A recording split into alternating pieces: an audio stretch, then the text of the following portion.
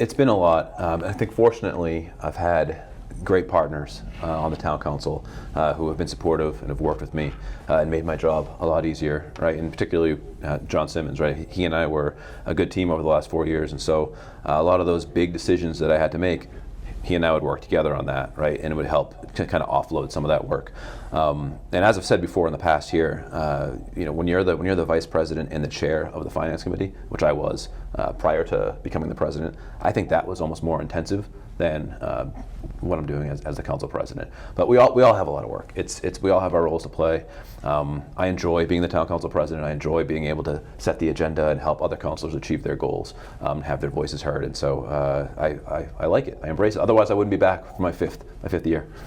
Does the charter specify that the vice president is automatically the chair of the finance committee, or is that simply an appointment by the president? No, it's just kind of coincidence. I mean, Keith was kind enough to appoint me as the chair of the finance committee back then, and then John was the chair for the last 4 years of the finance committee, which he will be again in the current term, even though he is not the vice president anymore. That was I'll let Keith talk about why maybe he didn't want to be in the finance committee, but John, embraces that role, right, and does a good job of it. So I'd like to keep him on as the chair of that committee.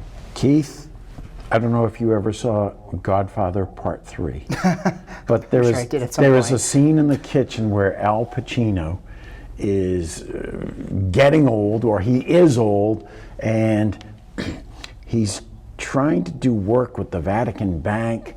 But the Vatican Bank is crooked. It leads to the death of Pope John Paul I. I always wonder if there's some truth to that. But anyway, and he's trying to go legitimate as he's getting ready to die. And he gets so angry. Every time I try to leave, they pull me back in. And I think of you. You left. You were on the school committee. No pressure whatsoever. Now you're back in the thick of things again. I know. The question would be, why? I know. I really didn't intend to run for the school committee either. When I stepped away 4 years ago, I guess, I felt like I had kind of done my part, right? And was ready to let others lead. And I think a couple things. One is I do truly love this community, and I just want to see it moving in the right direction. And I feel like I'm really invested in that, and I have skills to offer.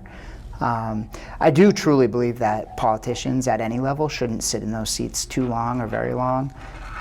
So it's not like I intended to make this a long run this time around. But given what was happening in the town from a school committee perspective, there were some kind of social trends that were troubling to me, and there was the school project, high school project.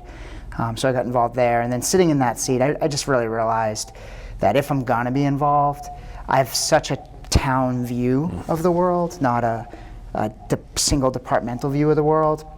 I just felt like I could add more value to the community. If I'm going to spend the time, I just felt like I could spend that time better on the council than the contribution I was making on the school committee, kind of given the way I kind of look at the world.